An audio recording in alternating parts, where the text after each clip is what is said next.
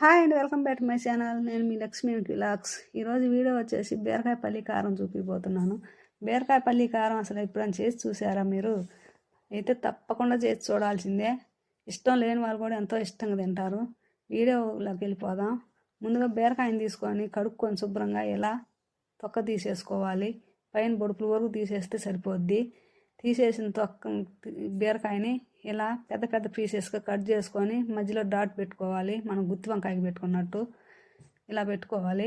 ఈ పక్కన పెట్టుకొని కళాయి పెట్టుకొని పల్లీలు, ఎండు కొబ్బరి ముక్కలు, నూగులు, జీడిపప్పు, మెంతులు వేసుకొని వేయించుకొని పక్కన పెట్టుకోవాలి.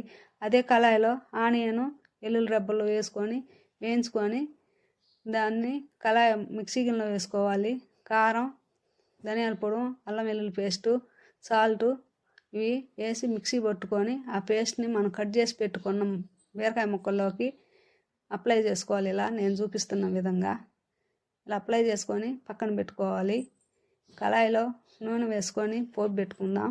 జీలకర్ర, ఆవాలు వేసుకొని పోపు వేయగానే మనం పేస్ట్ పెట్టిన మసాలా పేస్ట్ పెట్టిన బీరకాయ ముక్కలు వేసి ఫ్రై చేసుకోవాలి.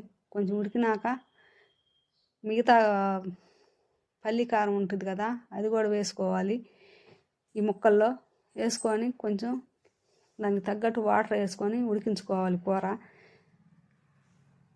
బీరకాయ పల్లి కారం ఎంతో రుచికరమైన బీరకాయ పల్లి కారం రెడీ అయిపోయిందండి.